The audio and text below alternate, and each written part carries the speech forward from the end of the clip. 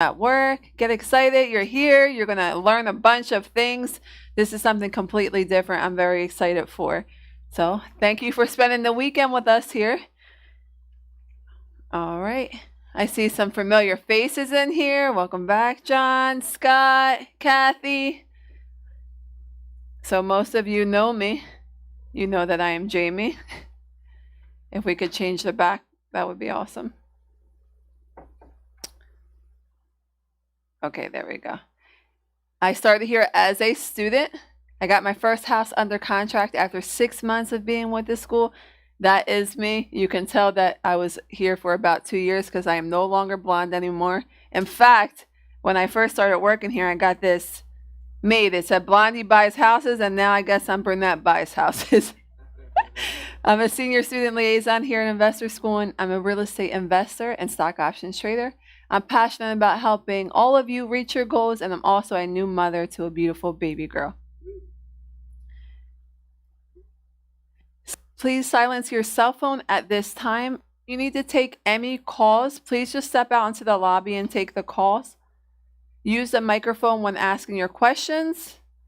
There is people streaming, so they want to be able to hear you and also learn from your questions. There's bathrooms. Are we using upstairs and downstairs? Okay, so there's a bathroom right here to the left, and there's a bathroom downstairs. Make yourself comfortable and enjoy the day. There's hot coffee all day in the back and water and snacks as well. So please help yourself. At this time, I'm going to bring up Larry Steinhaus. He is the co-founder of Investor Schooling. Please help me welcome Larry Steinhaus. Yay! All right, you guys psyched? All right, cool. All right, if you're in the empty chair, you're going to miss out. So make sure you're not in an empty chair.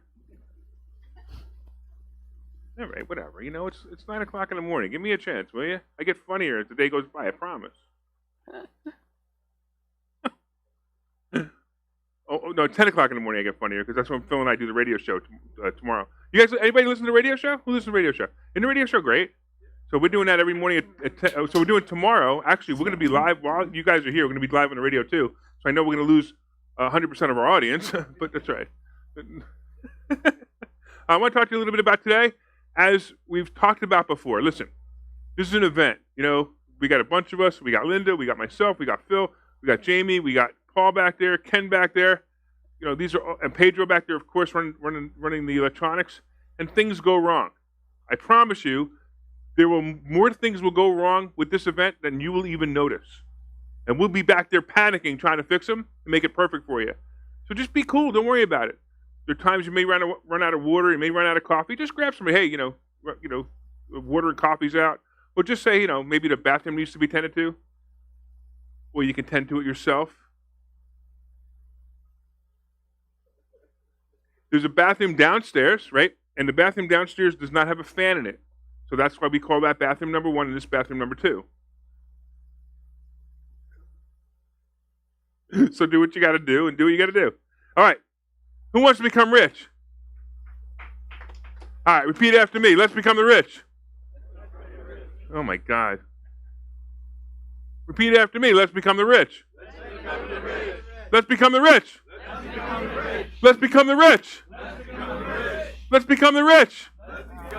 Somebody should write a song about that, huh? All right, so you guys, when you came in this morning, you guys got tickets, right?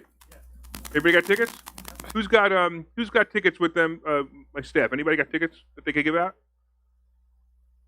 All right, grab some tickets. So I'm going to tell you what these tickets are all about and how this works. Just give me those right there. So what's going to happen is when you participate this weekend, you're going to get more and more tickets. So hold on to these tickets because every day we're going to be giving out prizes. So if you stay to the end of the day, you get a prize. If you leave early, you lose more than the prize. You lose a lot of knowledge that you're going to get today because there's going to be some really cool stuff going on today. By the way, you want to see some of the prizes? How about Sixers tickets? Thanks to Lamar. So Lamar, our billboard. Everybody see our billboards? So this guy back there, he convinced us to get these billboards. And so far, all we do is pay him and nothing happens. So if you guys participate, you guys are going to get more coupons You're going to get you can get Sixers tickets, dinner. So anybody ever hear about the dinners that we give out? Anybody hear about the rumors of the dinners? Aren't they great? We go to Capitol Grill. We have a great time. We order, expensive steaks and drinks, and and then the bill comes, and Phil and I almost fall off our chairs and go, we got to stop doing this. It's so expensive. But we're not. Aha. He wanted to stop it. I said no.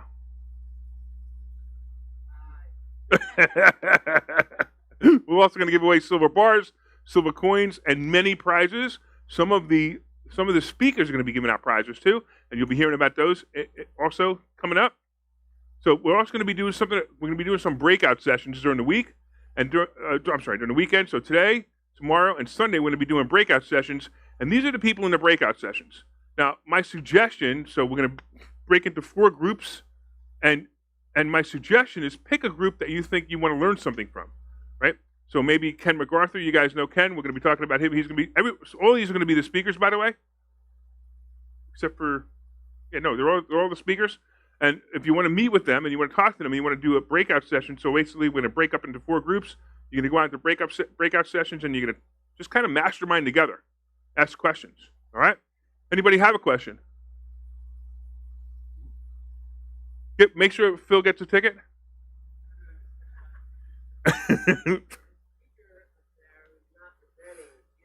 I know. I was going to say it, and then I didn't say it. But I don't want anybody to know I'm not presenting. I'm taking 3 days off. I'm not doing a thing this weekend. If you win, we'll well, whatever. I think you're disqualified. Really? All right. Where are we? Okay, so you guys excited? You guys pumped? What are we going to do today? No, we're going to do this. Say it together. No, that one. I went too far. Come on, one more time. All right, so this the theme of the weekend is let's become the rich. You guys get it? You guys going to say let's become the rich one more time? Which one are you going to say? All right, 1, 2, 3. Let's become the rich. Let's say it so loud that the guy next door yells at us. 1, 2, 3. Let's become the rich. Yeah, man. Come on up here, Jamie, and why don't you, where'd you go? Okay. Is Jamie here? Okay, so I'll tell you what, let's do this real quick. Let me talk to you a little bit about my partner, Phil Falcone. So first of all, Phil began investing in real estate in 1898. And I got my dyslexia a week after that. He owns the #1 tiny house park in Florida, Siesta Keys, Florida. If you guys like ever look up is it Go Siesta? GoSiesta.com, right? Chinese? Oh, Tiny Siesta, right? I'm sorry. Tiny Siesta, that's right. TinySiesta.com. You got to check these out. The pictures are awesome. He's also negotiated millions of dollars in private and creative funding for real estate. And I'm telling you, when you learn how to do this, blow your mind. Also, he owns a successful vacation rental business. He's a published author of 3 books, actually 2.5, because I wrote one of them with him. Yeah, but your hat was the smaller part. No, actually, if you stand next to me, we could see that your half was the smaller part.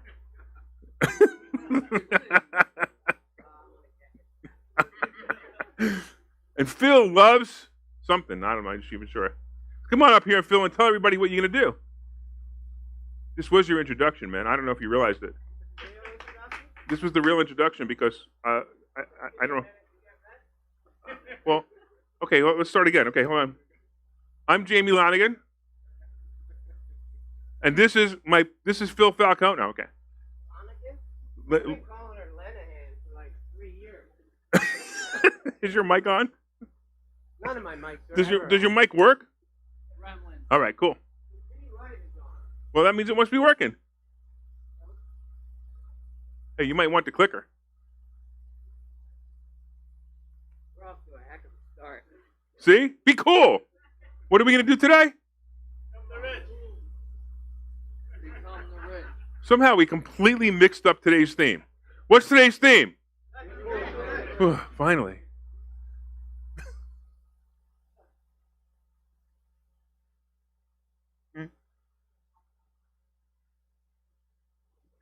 Got him going. Maybe this one will.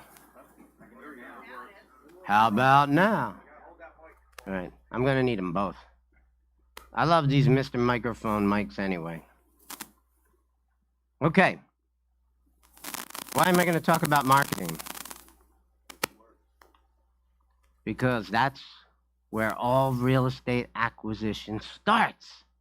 So why not start a 3-day seminar talking about the thing that's going to get you leads? No, I'm not going to read this disclaimer. You've heard it already.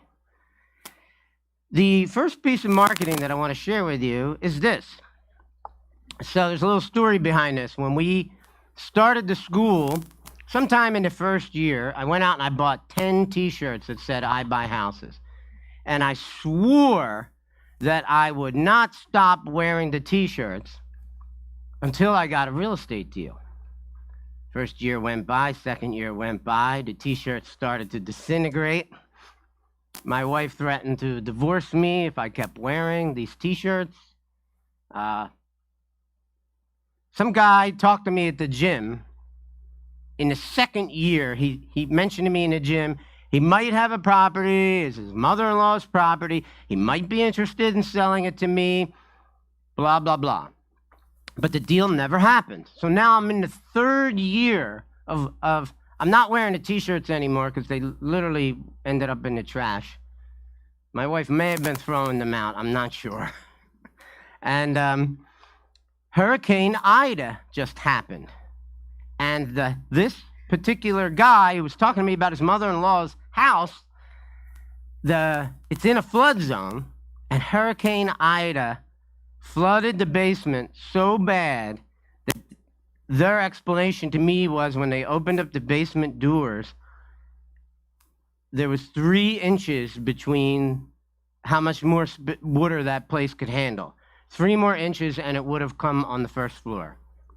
But the first floor is like slightly elevated, so I guess that's why it didn't flood. It was pouring in like a waterfall through the basement windows, right? This particular house, it sits on what looks like 3 acres. I'm a city guy, so I don't even really know what 3 acres is, but I'll imagine it's like 3 acres. The house next to them got, in 2002, there must have been a big flood, and this house got leveled by FEMA. I didn't even know that FEMA bought houses. When houses become structurally unsound, FEMA steps in and bought this house, bought the house next to them, bought the house behind them, and leveled all 3 of them. So now this house sits there. It's a 2-story house with like 3 bedrooms, 2 baths, and it sits there at what looks like on multiple acres. So it's pretty cool. It's right on Warminster Road. And I got it under contract 3 years and a year after I stopped wearing the t-shirts. He called me during Hurricane Ida and said, "We're finally ready to sell." So I went down there. I got the house under contract for $165,000. Zillow says it's worth almost $300,000. I hope Zillow's right, but whatever. I mean, I'll probably make $25,000, $50,000. Who the heck knows? Maybe I'll make $75,000. I'm probably gonna I don't even really need to buy it. I could just put it up for sale and sell it to somebody.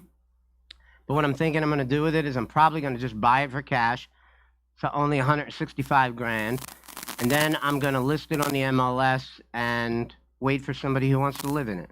Right? They'll just have to buy flood insurance if it ever happens again. These people had flood insurance, and when Hurricane Ida came through, it destroyed their heater, their washer, and their dryer. Everything else just dried right out. So it wasn't some major catastrophe. I used to own an apartment building right next to the Delaware River. That thing flooded out. That was really painful. Very, very painful. 3 units downstairs. They were all like 3 one-bedroom studio units. Oh man, they got destroyed. The upper kitchen cabinets would have hit maybe a halfway mark of the upper kitchen cabinets. So everything was ruined. Everything. Stoves, refrigerators, electric heaters. You had to wait for the place to just dry out for like months. I mean, it was bad. You know, I did get paid. because I had flood insurance, so I got a big fat check from it. That was cool. Big fat check. I like my chunky money checks, so big checks, they just warm my heart. They make me feel great. All right, so let's talk about, so it just goes to show you these silly things work. You can buy a t-shirt like this for like $15, right? Put any image you want on it. It works. Buy a hat. Buy a pin if you don't like wearing these t-shirts every day. For me, it just is easy. I just don't have to think about what I'm going to wear, you know? It's pretty easy. And if it makes you money, hey, would you like to invest $16 in a t-shirt that ends up maybe, let's just say that I do make $75,000 off of this house that I'm buying for $165. $16 investment made me $75,000. I will let you know how much I make off of this house, but it's going to be way more than $16. So I used to have this I Buy Houses store. I still own the building. I decided to stop working there when COVID hit because for a whole year, nobody walked in my store.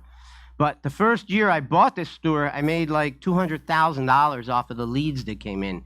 People would literally walk into the store and say, I'm done with my house. I had one lady leave keys right on my desk. Said, I'm done with my house, you know, and it was up to me to figure out what the strategy was going to be, right?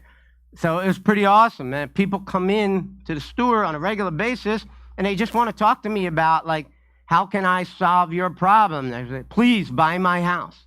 I like that scenario, right? I'm not the one begging for it, all right? But these trucks, these T-shirts, these cars.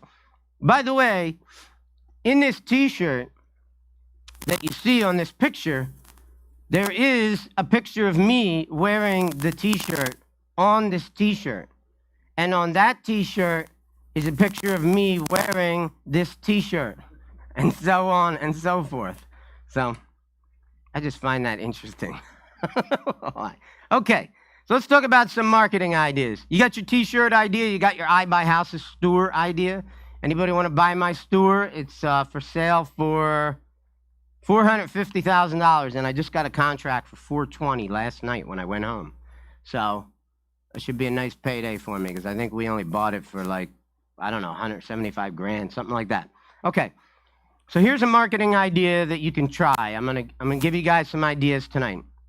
One of them, this guy is Chris Chico, is his name. He does a lot of videos on YouTube where he explains what he does. Okay, he does Facebook marketing for you. Now, anybody can put up a post that says, I buy houses, right? The way Chris does it, it's different. And you could even copy him if you watch his videos and learn about what he does. But he's got a pretty good system. So what he does is he sells you a region. Now, it's supposed to be exclusive. It's definitely not exclusive. So at one point, Larry was told that Larry did Chris Chico. And he did it before me. And Larry was told that he owns Philadelphia, right? Later on, I signed up with Chris Chico, and I was told I owned Philadelphia. How about that? And I started to think, well, geez, how many guys own Philadelphia? I'm not sure. Let's just say that I trusted Chris Chico to spread the leads out for the 11 people who own Philadelphia. I don't know how many people owned it, but I still got consistent leads from it, so it does work. One of his strategies is to put up pictures of the most dilapidated houses that you've ever seen, right? Like they look like they're going to fall apart tomorrow. And you will get some interesting comments on these ads because I've had people like calling me a scammer and saying I steal houses from people and all that. You're always going to have those angry people, things like that. But basically what you do is you get an email sent to you that lets you know that somebody just responded to your ad. And then you have the opportunity to go on there and respond to those people if you want. You could just talk to them directly. Typically, I wouldn't do it on the ad. I would like direct message them and then communicate with them. This is a strategy that's worth trying. I did make money off of everything that I did with Chris Chico. Not a ton of money, but I made money. It's something that you should all try at some point. I think it's a pretty cool method to find real estate deals. This is an example of one of his ads. So he calls it the ultimate digital bandit sign, and this picture doesn't really represent some of the incredibly dilapidated houses that he puts up there. But you know, you'll get some naysayers for sure, but that's just part of the business, and you just got to be tough and expect negative comments, because people will write all kinds of crazy things to you. But, you know, we know we're doing good. We know we're helping people. Is that my mic?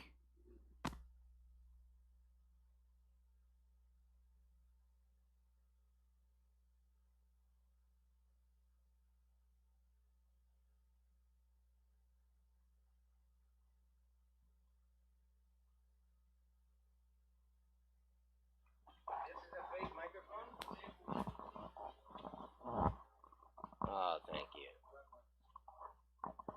How's that? Boy, I like this deep voice. Okay. So, I use this lady's picture a lot. I kind of had a thing for her for years. I used it on my Executech Suites answering service ads that I would put up on Facebook.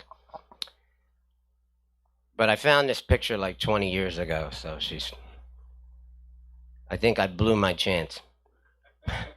So there's a lot of different robocallers. If you don't like to call people, and I seriously recommend that you do call people yourself. I still do it. I'm not above doing that. If you spend a couple of hours just calling, like right now I'm calling mobile home parks, and if you just carved out 2 hours a day, for example, a good time to do it would be maybe from 12 to 2. A great time to do it is Sunday night when everybody's home. Call from like 7 to 9 or 6:30 to 8:30 is a great time.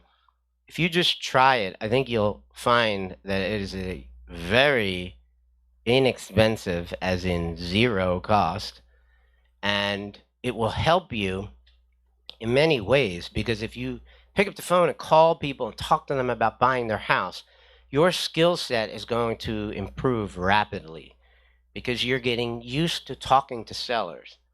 And if you make phone calls for a couple of months, 2 hours a day, you'll get good at it, and you'll get to a point where you're getting a lead almost every day. So it does pay for itself. Right now, I'm cold calling mobile home parks in the state of Florida. And I just bought one with John Baum. I plan to buy more. And there are 5,000 mobile home parks in the state of Florida alone. So how long do you think it's going to take me to call 5,000 parks? And by the time I do call 5,000 parks, I can just start all over again, and no one's going to even remember me, right? So this is a really cool way. A lot of people don't want to do it. They're not comfortable doing it, but I think it's one of the most important things that you can do.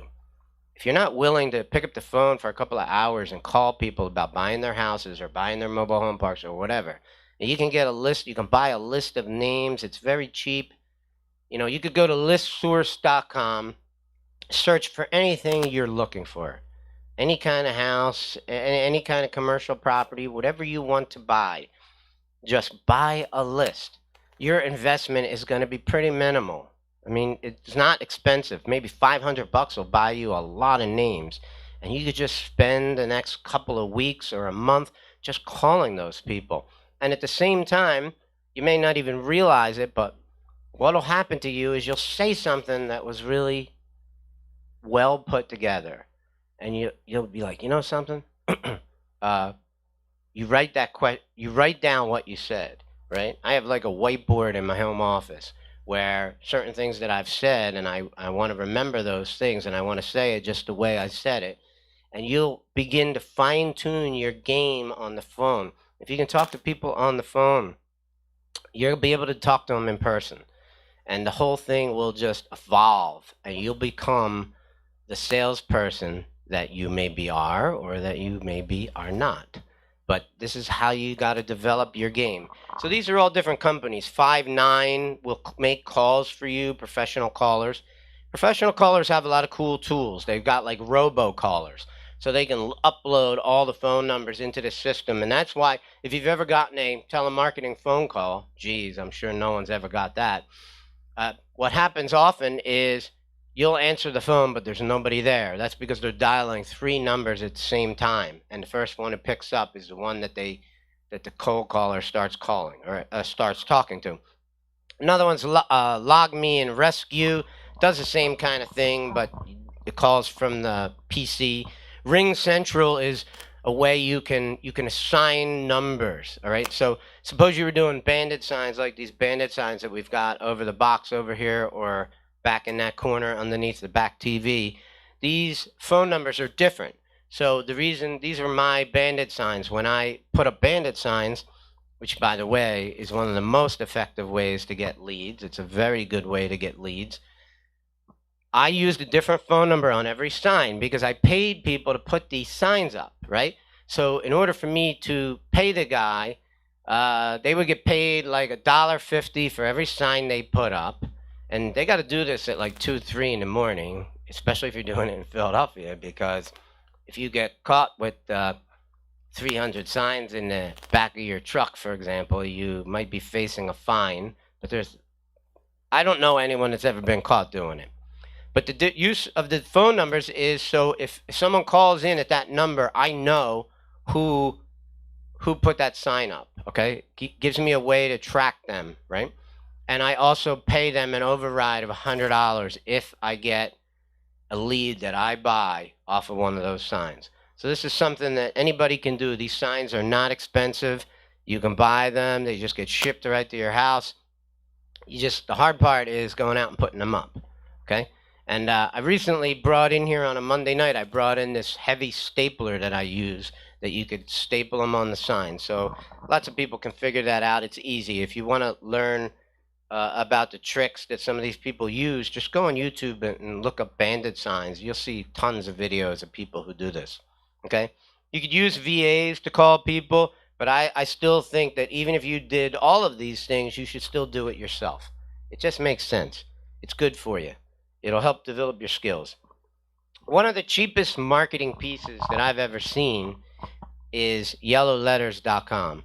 So this is like a very inexpensive postcard. It's written to make it look like it's handwritten. A lot of times when I write letters, I write them by hand and I just make copies of them. I'll show you an example in a few minutes. This is a very flimsy card, but it's pink. It's written by hand. It's got these cute little arrows and asterisks and exclamation points and a little picture of a house. It catches people's attention. These things are pretty cheap. Last time I did it, it's been a couple of years, but I think I only paid 43 cents a postcard. I'm sure the price has gone up, but I don't really know what it is. I haven't used it in a while. These things are used, I know, like I own a lot of houses, so I get a lot of marketing sent to me. I got a house in Mayfair that I sold like 7 years ago, and people keep sending me postcards, and I'm at the point where I'm actually going to call the title company, if I can find the HUD of when I sold that house, call the title company and tell them to get my name off of that house, because I get all this marketing. I get tons of marketing anyway, but apparently my name must still be on that house. I should go find out if maybe I still own it. I don't know. But I get a lot of phone calls for this house in Mayfair. It's just funny. And I know a lot of these guys because I've been in the real estate business for 32 years. So a lot of these guys, Frank McGovern was one of the guys who sent, you can see his name right here, Frank McGovern, and Bellamy Trust. So, you know, obviously, whenever I buy a house, I put the name of the street. It was on Bellamy Drive, right across the street from where I lived. And I bought the house across the street from where I lived, and I fixed it up and flipped it, and then he sent me this postcard. Okay, so let's focus on this orange flyer here. This guy, his name is Dave Slothman. I don't know if any of you know him. He also goes under the name Al Slothman. And I'll just share one thing with you. Never trust a guy who has 2 first names. Okay? That's a bad sign. I'm just kidding. He's a cool guy. He's a friend of mine. I've known him for years. When I was first learning the business, I hung out with him for a day, and he bought 4 houses in one day. Now, these were like really bad houses, like the kind of houses that you walk into the living room and you can see the sun. That's usually bad. Really dilapidated houses, people in big, big trouble. He's buying houses in some of the worst neighborhoods in the city. He's buying them for 10 grand, 14 grand, that kind of thing. But the guy makes money. He knows how to do it. He's been doing it forever.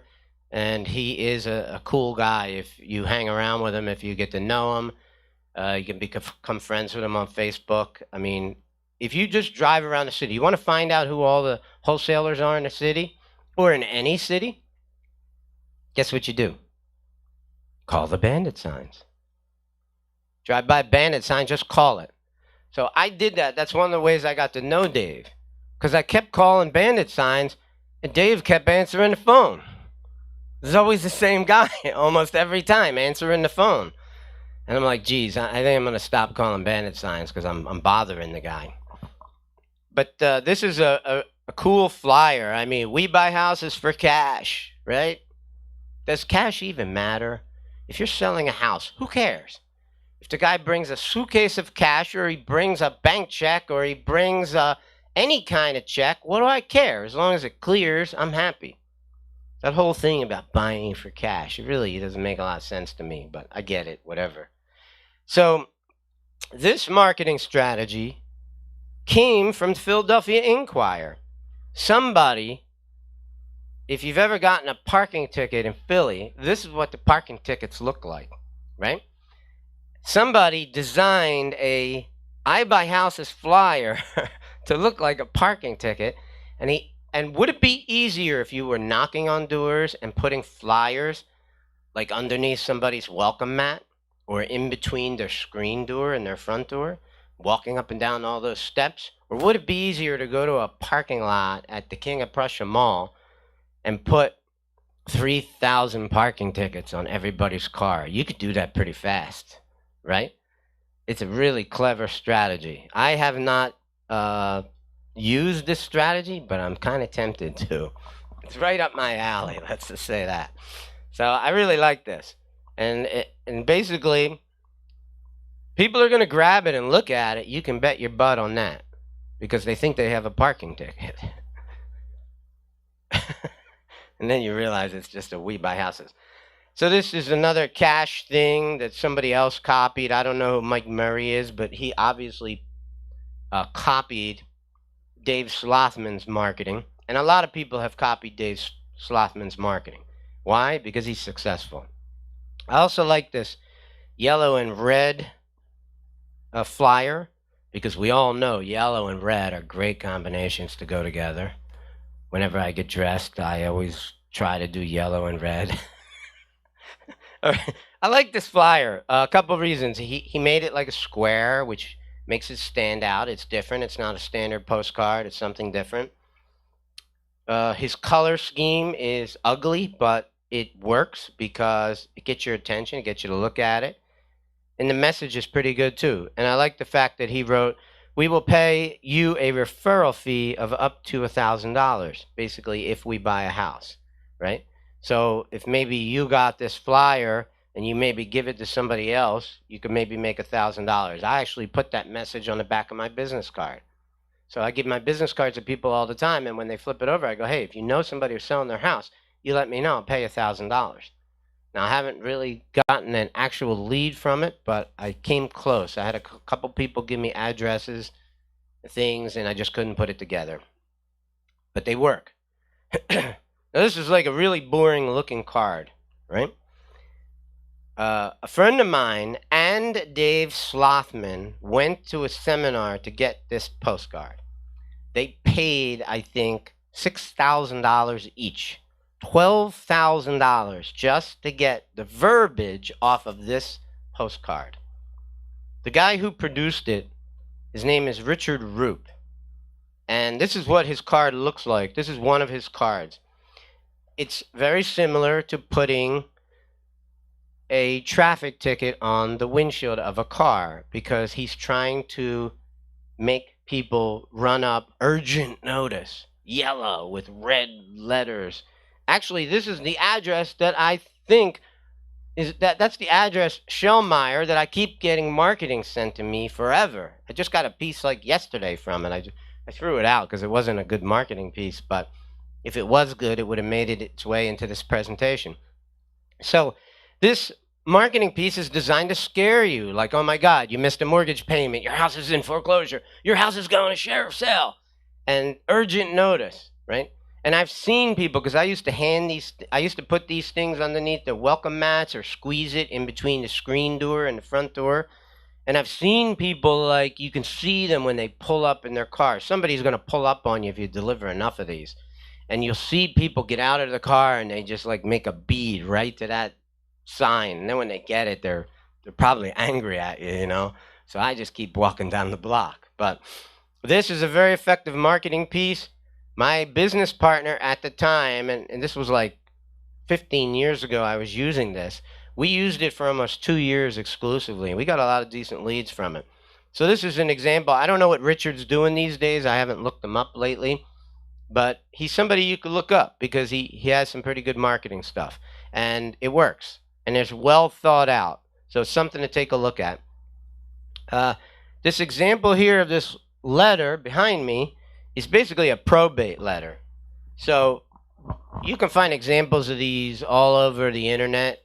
But basically what you'll notice is this area probates when somebody dies, typically gets more marketing sent to a house and more marketing competition than you'll ever see. Okay? I've bought lists of probates, and then I've actually gone to the house to knock on the door. Not only did I send them a letter, I went to the house. And when you go to the house, there are so much marketing stuffed in between the screen door and the front door. The mailbox is overflowing. There's wet marketing pieces stuck all over the patio out front because there's so much marketing being sent to them. But you got to ask yourself, why are all these people sending marketing there? Because it works. It works, right?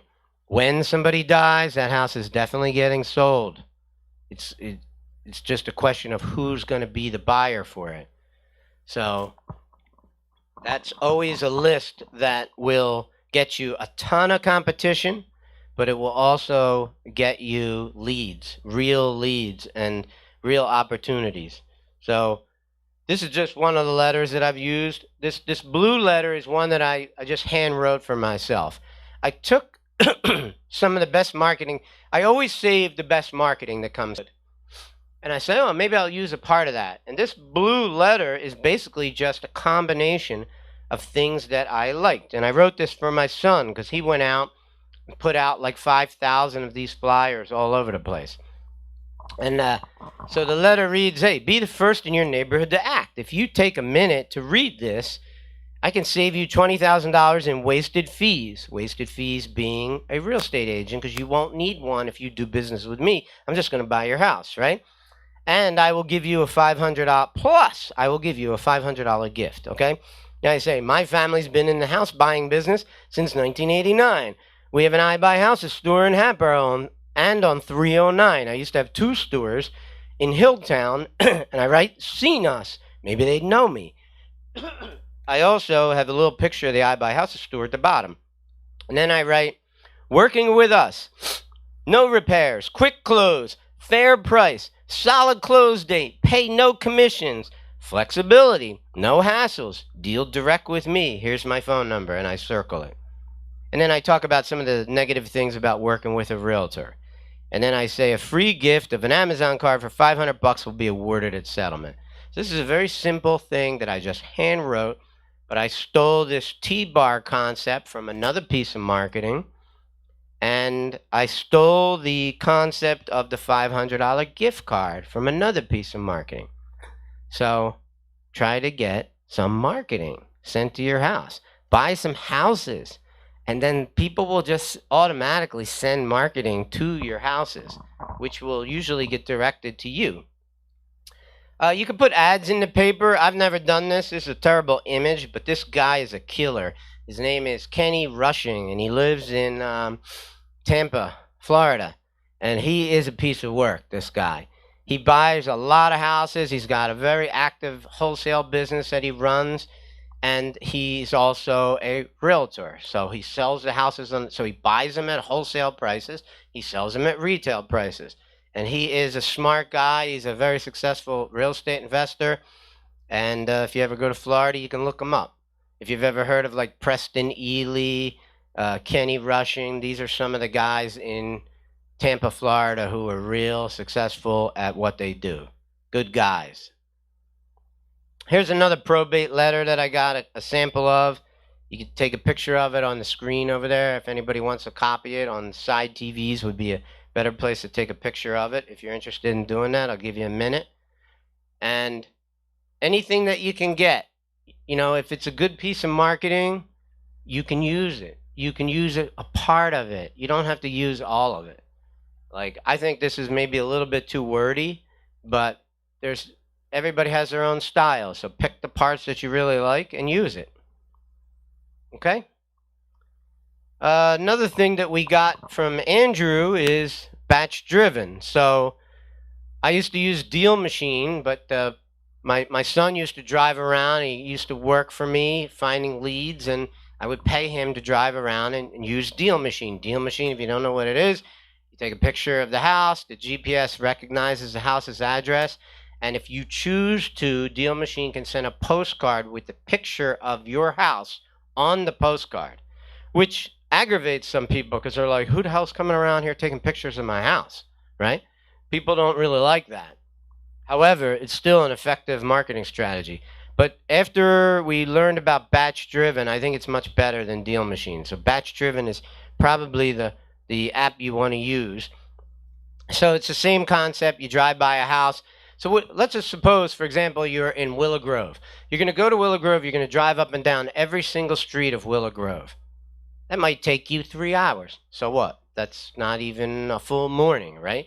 You drive around Willow Grove, and what you're looking for is houses that need buying. I'm not talking about houses that have a realtor sign on the front lawn. I'm talking about houses that have piles of newspaper, tall grass, blue tarps on the roof, broken down cars on the front lawn. Houses that are screaming, this house needs to be bought, okay?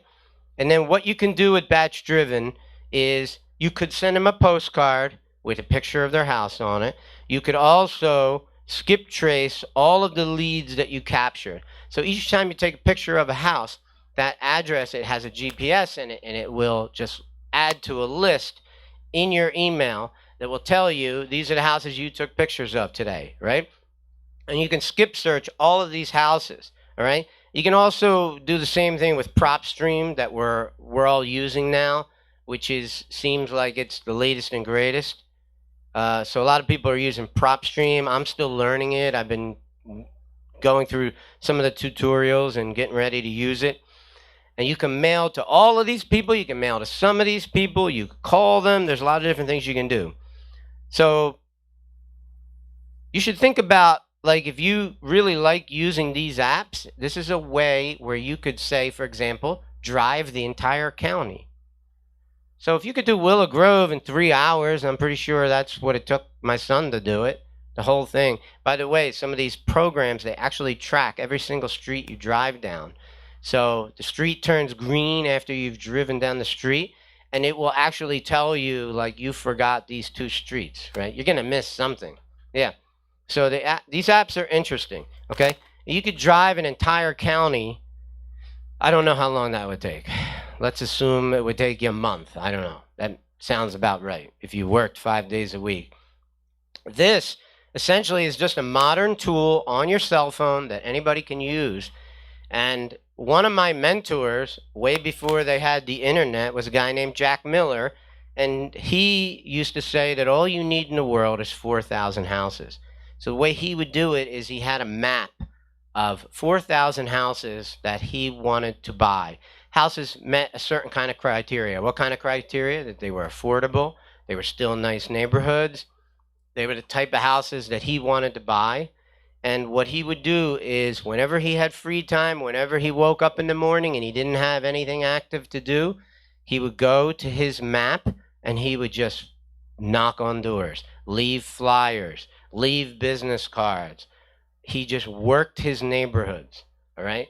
And he worked these 4,000 houses. I don't know how long it took him to hit all 4,000 houses personally, but let's assume, I would imagine it would take 6 months. So if he did that, then every 6 months he was coming around. So he bought houses. He also was a realtor, okay? So he could serve any purpose you wanted. A lot of times he would buy back the houses that he sold to people. When they decided to sell it, he would buy it back off of them. He also kept track of all their family information. So he wanted to know how old the kids were. He wanted to know all these things. Why? Because family changes, such as maybe if your kid is 18, your kid's going off to college. Maybe the parents might want to downsize the house at that point. So he was always tracking these family statistics so he could use that to determine what the next move for this family might be. And if, you know, anything like that was what he did. And a very clever guy who did this way before most people were even thinking about driving around, old-fashioned way. Just get in your car. He used to say, you can't steal when you're going 85 miles an hour. What he meant by that is don't drive on the highway. Don't drive on the highway because you can't get somebody's house. Well, he was a crazy guy. He had a really funny personality. But he'd say, you can't steal somebody's house when you're on a highway. You got to drive on the regular streets. So his thing was, no matter where you're going every day, take a different way. Take a different way. Drive up and down streets. He goes, I'd find the cutest little neighborhoods that I never even knew about, especially if you've ever spent any time in Tampa. There's a lot of hidden neighborhoods. And they got these trees with this huge overhang, and like you couldn't even see any of these houses unless you're driving down the street. But this was his game. This is how he made his money. Going out every day, whenever he had nothing else to do, he would go drive neighborhoods. Very clever way to cover your entire town. And he knew the neighborhoods he didn't want to have anything to do with, because he didn't have to look at every house in Tampa. He only had to look at 4,000. That sounds like a lot of houses, but you could probably do that relatively, you know, I think 6 months sounds about right.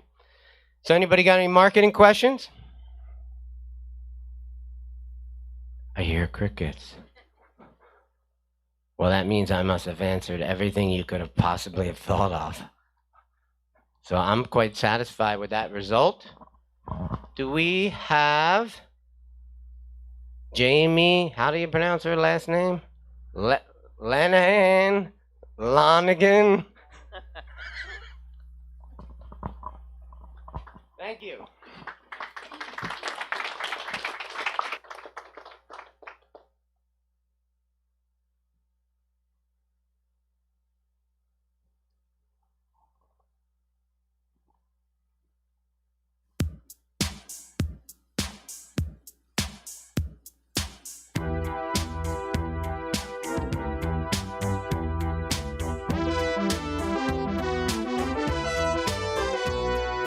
If you're cool and you go to investor schooling for your financial wits, let's become the rich. Put on a crazy jacket or a wild blouse, trying hard to look like Larry Steinhaus. If your goal is to find every single loophole like that Nancy Pelosi witch, AOC can tax the rich. Run your money through whole life insurance to create some financial endurance. Don't be dumb, make sure that you come to our investor schooling bliss. Start marketing. Eric has one.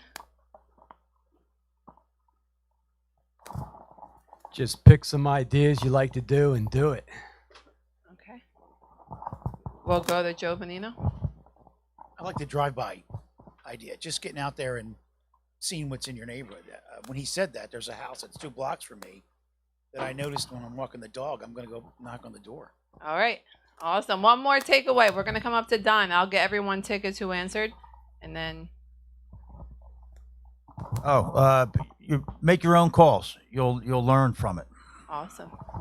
Thank you so much for sharing. I'll get you all tickets in a second. All right, I'm going to exit the stage and our next speaker is going to come up. Let's delete. Practice makes perfect.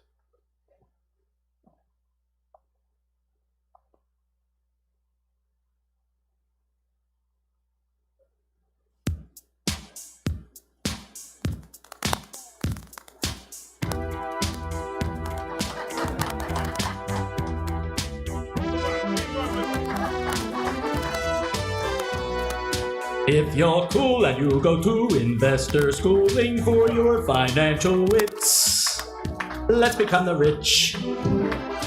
Put on a crazy jacket or a wild blouse, trying hard to look like Larry Steinhouse. If your goal is to find every single loophole like that Nancy Pelosi witch, AOC can tax the rich. Run your money through whole life insurance to create some financial endurance. Don't be dumb, make sure that you come to our investor schooling blitz. Let's become the rich. Become the rich. Become the rich.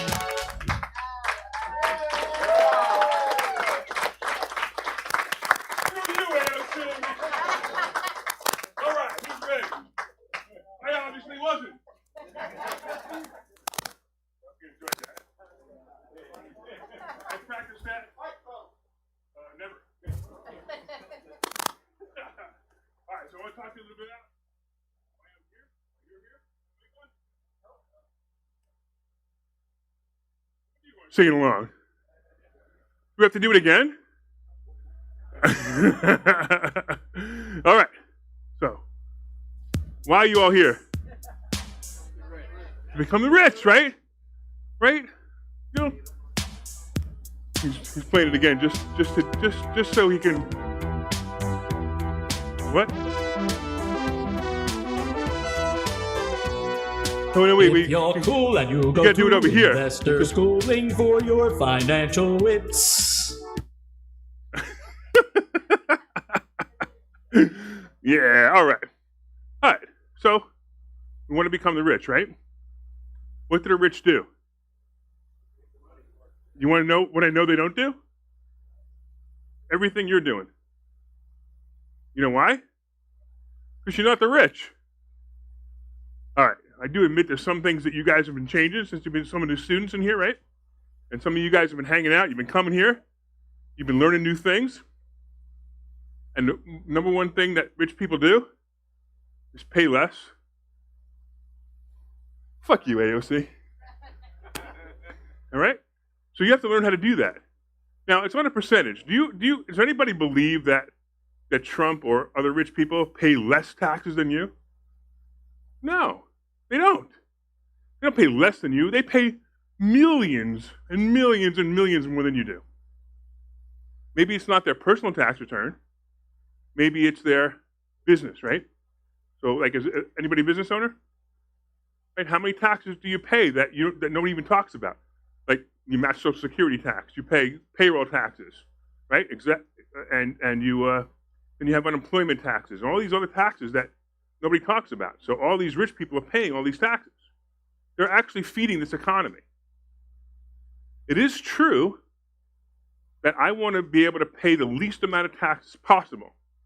But how much, and you guys, some of your students know this, how much do I want to pay a year in taxes? I want to pay $500,000 a year in taxes. Because I want to. If you're paying $500,000 a year in taxes, you know what you're probably making? Come on in, man. You know what you're probably making? Yeah, probably anywhere from $3 to $5 million a year. You missed the whole thing, man. But just for you, I'll show you.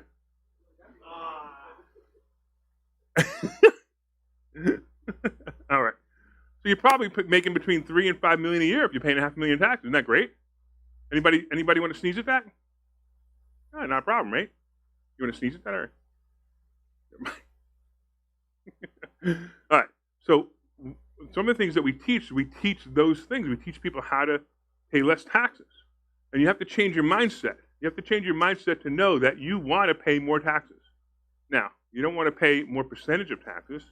And if you guys, how many people have gone through my tax class and seen all the tax savings that you can get that you didn't even know were available to you, and how you can make money? You know, I probably made this year about probably about $130,000 this year in money that will never be taxed, ever be taxed. So, AOC, right? That's what you're going to do. You're going to learn. That's what you're going to learn things. Those are the types of things you're going to learn in investor schooling. But those are things you should be doing every day. Who's got a business? Raise your hand again. They're all in LLCs, right? Not? Oh, incorporated. Okay, even better. That's fine. Yeah. So it's a C corp or S corp. C corp. You like the? It's a C corp. So that's so. Okay, I'm not going to get into it, but C corp is not the best place for you to be. But that's okay. All right. All right. So let's talk a little bit about why and how investor schooling got started, because I think it's important that you guys learn. So some of you know the story, and this is the story. So you guys are sitting in a building. You know, Phil talks about buying real estate all the time with no money. I talk about buying real estate with no money. I bought this building. It was up for sale, and I was literally talking about marketing. I was literally going through expired listings, and I mailed a bunch of expired listings, and this was a commercial expired listing. Guy calls me up, and he says, "Hey, do you want to buy my property?" And I'm like, "Yeah, sure." I come see him, and he owns this guy. He's actually like a friend of mine now. His name is Gary.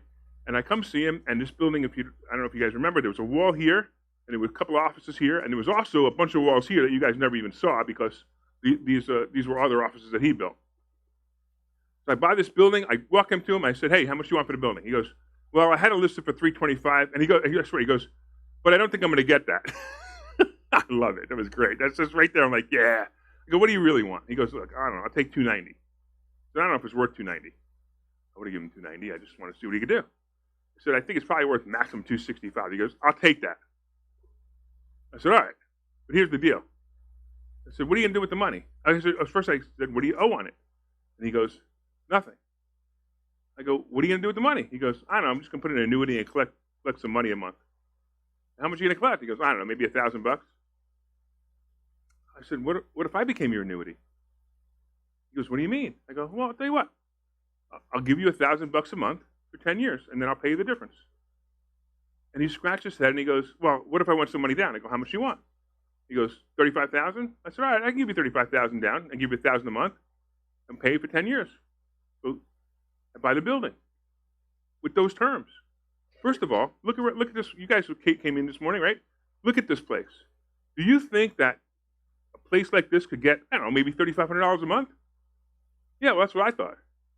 So I put it up for $3,800, and 3 months later, I didn't get one call. Lowered the price to $2,700. Didn't get one call. Lowered the price to $2,300. Got a couple of calls. Lowered the price to $1,800, and I get one call. I'm going to tell you about that call in a second now. So, meantime, I'm home. I'm bored. My wife's not my wife at the time. She's going to work every day. My friends are all going to work every day. You know, I got nothing to do. Anybody sit home and do nothing? Right? I'm going to tell you, Dr. Phil, it's boring really fast. I don't need to work anymore. I've got rents coming in. I collect the money. I'm making money in stock options. So if I want to go buy something fancy, I just go buy it with that money. And I'm bored. But somebody calls me up and says, "Hey, I hear you're killing it in real estate." I'm like, "Yeah." He goes, "Can you train me? Can you teach me something?" I go, "Sure. There's a Dunkin' Donuts down the street." I said, "Meet me at the Dunkin' Donuts. Buy me a cup of coffee." So they buy me a cup of coffee. I give them some tips. I call them a week later. I said, "Hey, did you do anything?" And they go, "No." I'm like, "Really? Great." Another guy calls me up, "Hey, I hear you're killing it in stock options." "Yeah." He goes, "Hey, can you give me a tip or two?" "Sure." Meet me at Dunkin' Donuts, right? So I meet him at Dunkin' Donuts, same thing. Week later, "You do anything?" "No." Well, another guy calls me up, and it happened to be a real estate guy. Calls me up and says, "Hey, can you teach me some real estate?" I said, "Sure, meet me at Dunkin' Donuts." So before I start, I said, "Listen, this is how we're going to do this.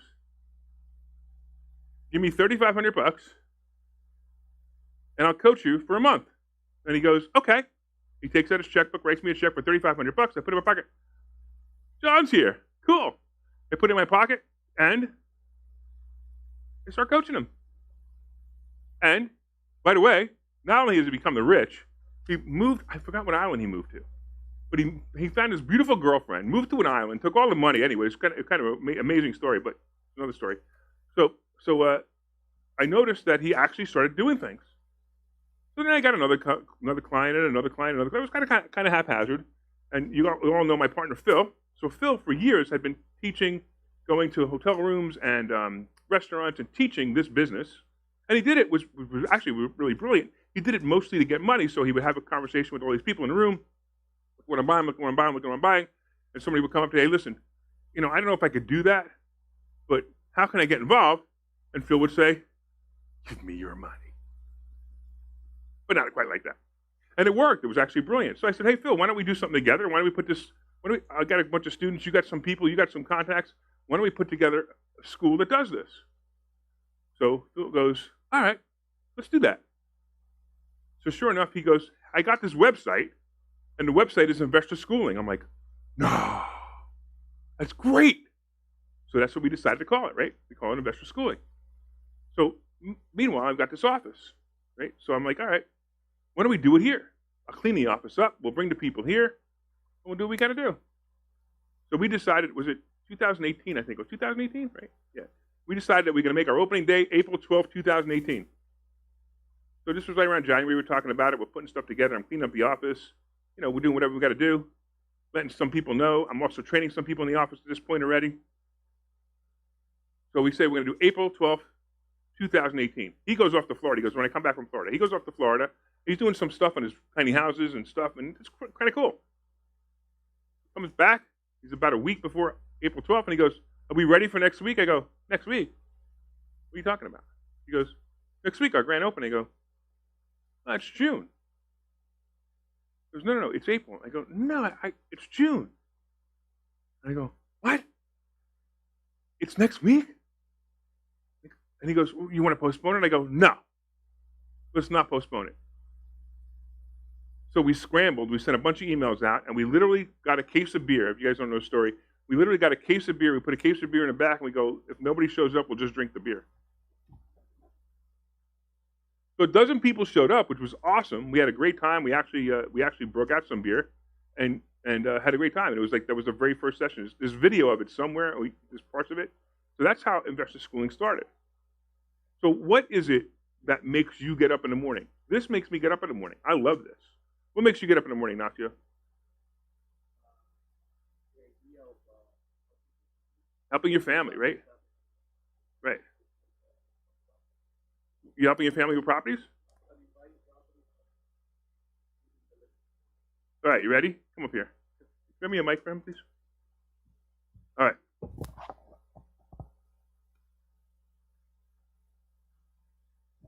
You ready? You guys ready? You guys ready? You guys, who coached with me so far? Who knows what's coming? All right, you ready? Make sure you put that microphone close. Okay. All right, you ready?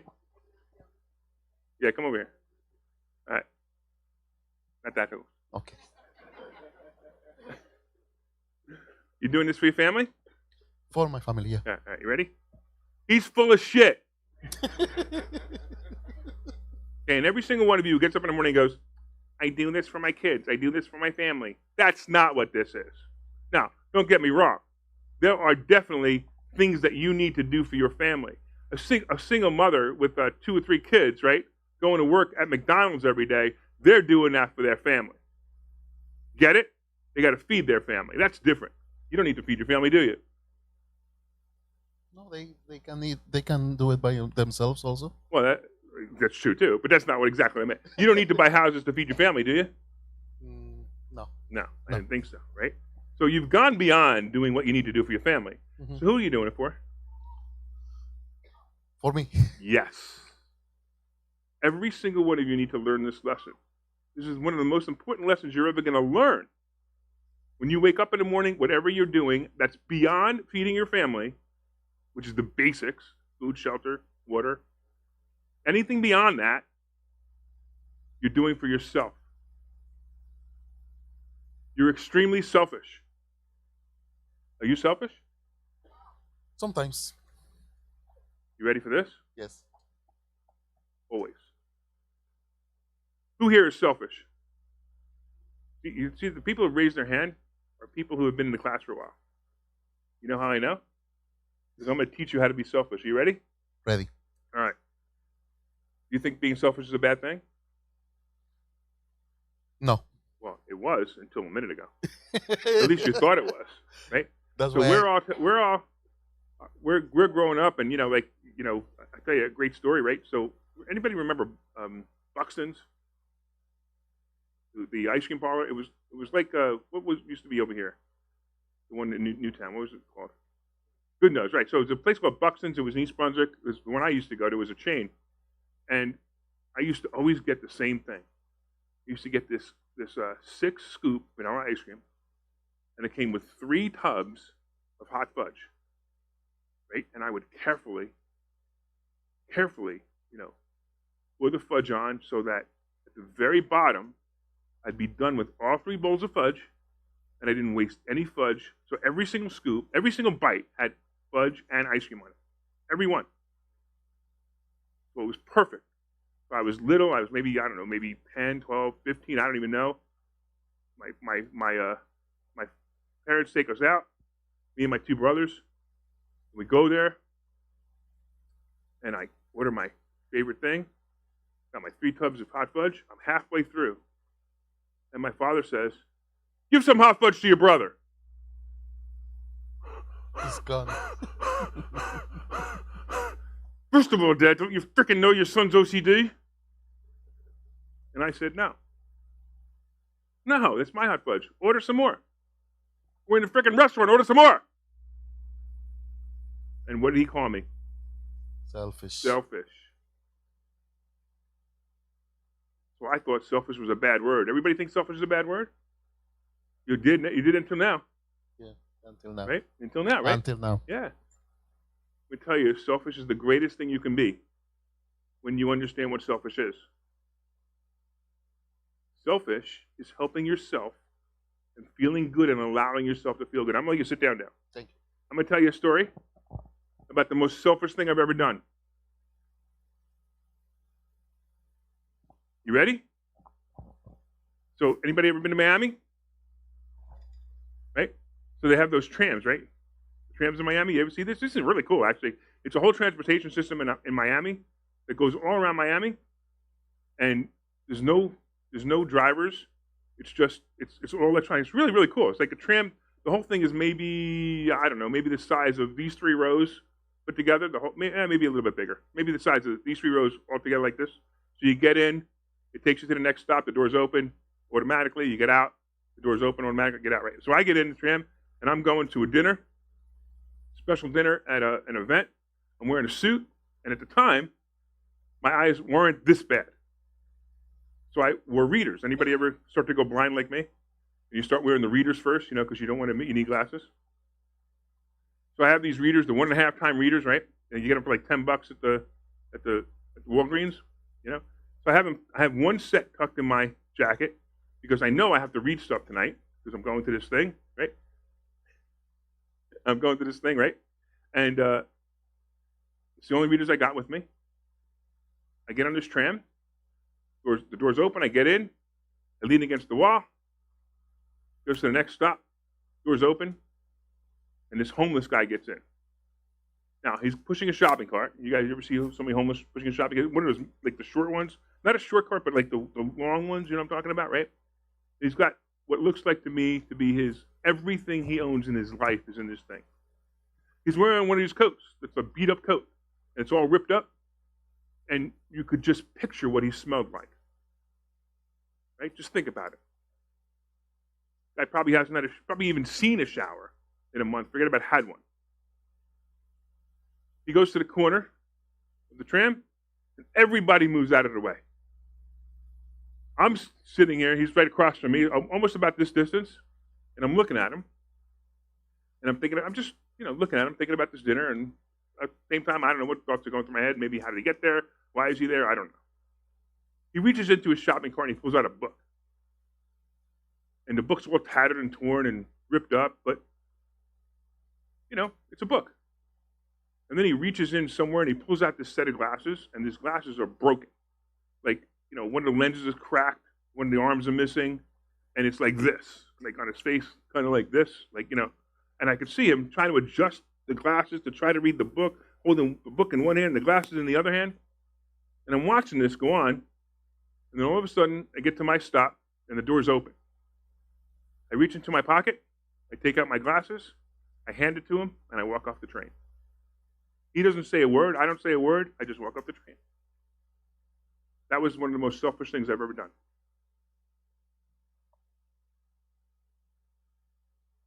Anybody else think that was one of the most selfish things I've ever done? Raise your hand if you think that was selfish.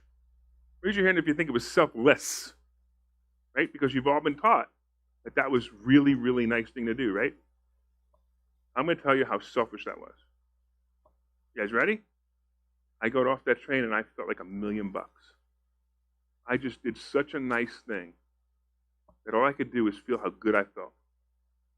I don't even know if there was the right prescription for the guy. I don't even know if he was going to take those glasses and sell them for somebody for $5 on a train. I don't care. All I know is it felt good to do it. It was extremely selfish.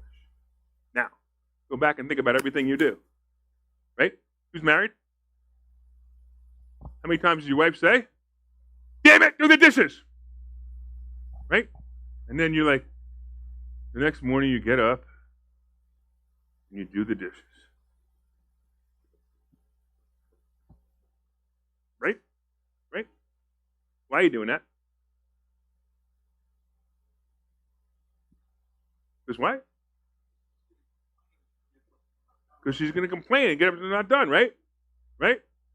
So why are you doing it? Because you're freaking selfish. You know why? Because you don't want to hear her complain. That's why. Think about it, right? When I have investor schooling, when I teach these guys how to buy houses, when I teach Don, when Don comes to me and goes, "Man, I just put a trailer home park and I'm ready to buy another one," I get so freaking excited because I selfishly taught Don how to do that, so I can get excited when he tells me that he's buying a trailer park. What's the matter, Tom? You don't agree? You totally agree? Okay. Yeah. And that's what's going to happen. You're going to change your mindset. When you change your mindset and realize that selfish is good, you'll become selfish and understand why you do everything you do.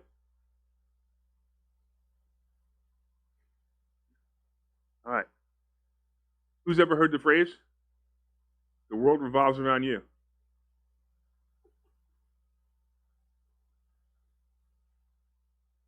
What do you think of that phrase, Tommy? What? Oh, yeah, okay. I got others. I'm actually buying time because somebody didn't show up. But that's okay. That's another story. All right? Dan, what about you? You ever hear the expression, "the world revolves around you"? Has anybody ever said that to you? Not you, Tommy. Dan, behind you. Yeah, I thought so too. It could be. He won't really tell us. And if you know Tommy, you understand that. So Dan, what do you think? Has anybody ever said the world? What do you think? The world revolves around you? Were you insulted? Okay. Did you know what? You know what you should have told him? Absolutely, it does. You want me to prove it? Stand up. Turn completely around. Come all the way back. Did the world just revolve around you? It did, didn't it? Yep. It did. Awesome. It did. It was right? my mom. I'll tell her next time. That's right. So anytime anybody ever says that to you, you say it does. Want me to prove it? Because it does. Everything that you see and do is your own perspective. Everything is your own perspective.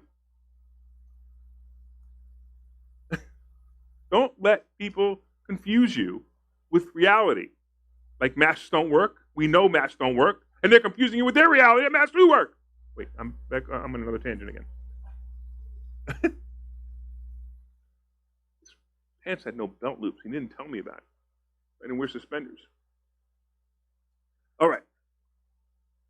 You guys, anybody else want to know Some words of wisdom that'll blow your mind? Here's another one.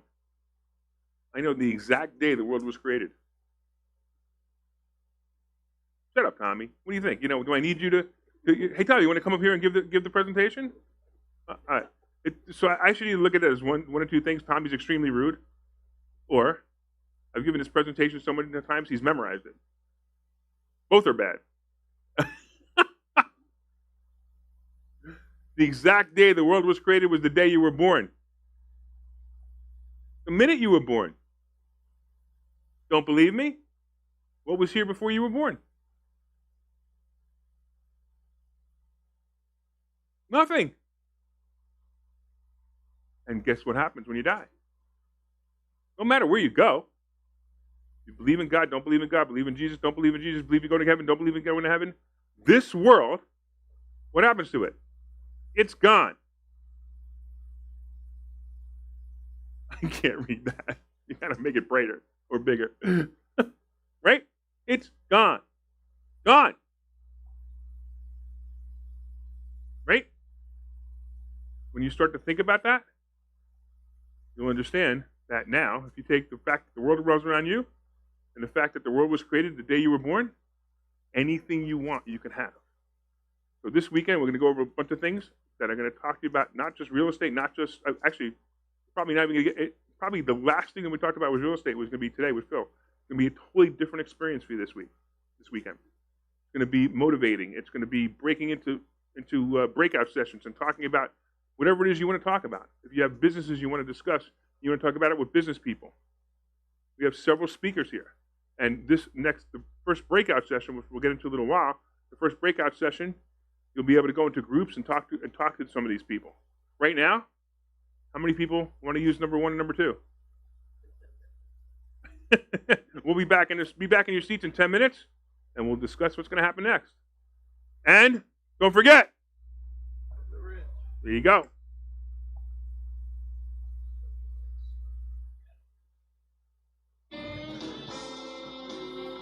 I'm excited.